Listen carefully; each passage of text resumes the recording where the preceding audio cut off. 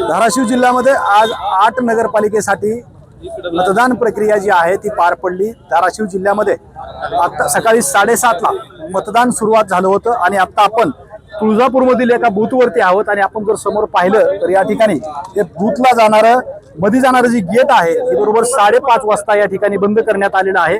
एकंदरीतच जिल्ह्यामध्ये 8 नगरपालिकासाठी आज मतदान प्रक्रिया पार पडली। जवळजवळ 189 उमेदवार जागा जी आहेत ह्या नगरपालिकेच्या सदस्य पदासाठी होत्या आणि महत्त्वाचं म्हणजे धाराशिव जिल्ह्यामध्ये आज शांततेत मतदान पार पडलं। मात्र धाराशिव जिल्ह्यामध्ये राजकीय परिस्थिती जर पाहिली तर माजी मंत्री तानाजी सावंत, आमदार राणा जगजितसिंह पाटील, खासदार ओमराजे निंबाळकर यांची प्रतिष्ठा जी आहे ती या निवडणुकीमध्ये पणाला लागली होती। आता आपल्याबरोबर या ठिकाणचे काही उमेदवार देखील आहेत आणि महत्त्वाचं म्हणजे ज्यांनी मतदार सुद्धा आहेत त्या ठिकाणी। आज तुळजापूरमध्ये कशा पद्धतीने मतदान पार पडलं? खूप खूप सुंदर झालं।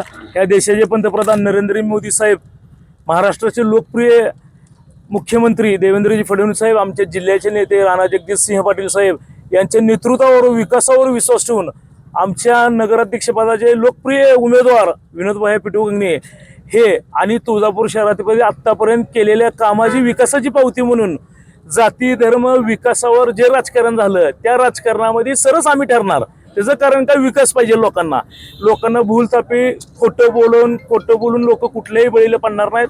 तुळजापूर शहरातील कमीत कमी 74% ते 75% मतदान तुळजापूर शहरात आज झालंय आणि तुळजापूर शहरातील माता माऊली बंधू भगिनी खूप मोठा रिस्पॉन्स आम्हाला विश्वास ठेवून दिलेला आहे आणि ह्याच्यानंतरच्या काळातील फक्त विकासावर चर्चा होईल, दुसरं कशावर होणार नाही। तुळजापूर मधले नगराध्यक्ष पदाचे उमेदवार सुद्धा आपल्या बरोबर आहेत।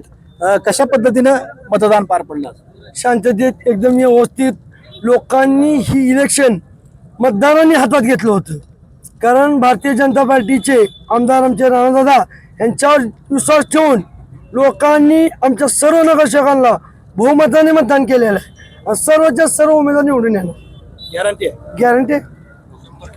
एकंदरीत धाराशिव जिल्ह्यामध्ये जर पाहिलं तर सर्वाधिक मतदान जे आहे ती भूम या नगरपालिकेत झालेलं आहे आणि सर्वात कमी मतदान जे आहे ते धाराशिव नगरपालिकेमध्ये झालेलं आपल्याला पाहायला मिळत आहे। श्रीराम क्षीरसागर, TV9 मराठी, धाराशिव।